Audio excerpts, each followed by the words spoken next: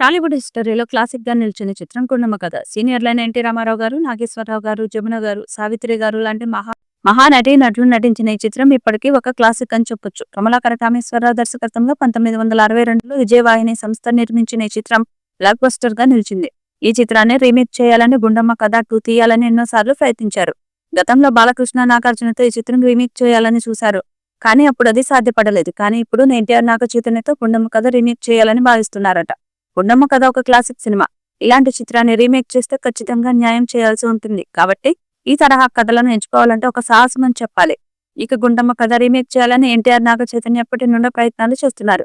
కానీ ఇలాంటి క్లాసిక్ చిత్రాన్ని అనుకున్న స్థాయిలో తీసే దర్శకుడు లేకపోవడంతో ఈ చిత్రం ముందుకు సాగలేదు. కానీ ఇప్పుడు నాగార్జున రూపంలో ఒక మంచి దర్శకుడు దొరికాడు. సావిత్రి గారి బయోపిక్ ని మహానటిగా తీసి బ్లాక్ బస్టర్ కొట్టాడు. ఆ కాలం నాటి పాత్రలను, విజువల్స్ ను మహానటిలో కళ్లకు కట్టినట్టుగా నాగార్జున చూపించాడు. దాంతో ఇప్పుడు 'గుండమ్మ కథ 2' వచ్చే ఛాన్స్ ఉంది.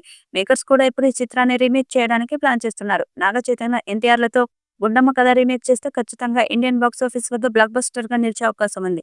ఇటీవల కాలంలో ఫ్యామిలీ చిత్రాలకు, ఎంటర్టైన్మెంట్ ఉన్న చిత్రాలకు ప్రేక్షకులు బ్రహ్మరథం పడుతున్నారు. కాబట్టి 'గుండమ్మ కథ'ను ఎన్టీఆర్, నాగ చైతన్య రీమేక్ చేస్తే ఖచ్చితంగా 1000 కోట్ల బొమ్మ అయ్యే అవకాశం ఉంది. అప్పట్లో షేక్స్పియర్ రాసిన 'ద టేమింగ్ ఆఫ్ ద ష్రూ' అనే నాటకంలోని కొన్ని పాత్రల చిత్రణను వాడుకుంటూ తెలుగు సాంప్రదాయం ప్రకారం కొన్ని మార్పులు చేశారు. అప్పటిదాకా పౌరాణిక చిత్రాలకి దర్శకత్వం వహించిన కామేశ్వరరావు గారు ఈ సినిమాతో మొదటిసారిగా సాంఘిక చిత్రాన్ని తీశారు. అప్పట్లో ఇది అగ్రశ్రేణి నటులతో నిర్మించిన మల్టీస్టారర్. కానీ 'గుండమ్మ కథ'ని సూర్యకాంతం పాత్ర పేరు మీద సినిమా పేరు పెట్టడమే గొప్ప వైవిధ్యం అని విశ్లేషకులు ప్రస్తావిస్తారు. హాస్యం, సంగీతం ఈ చిత్రానికి విజయాన్ని సమకూర్చాయి. గుండమ్మ భర్త చనిపోయిన ఇల్లాలు. ఆమెకు గయ్యాళిగా ఊళ్ళో పేరుంటుంది. ఆమె సవతి కూతురు లక్ష్మి, స్వంత కూతురు సరోజ, కొడుకు ఉంటారు. ఇంటి చాకరీ మొత్తం లక్ష్మి మీద పడితే సరోజ మాత్రం ఏ పని పాటలు రాకుండా పెంకగా తయారవుతుంది.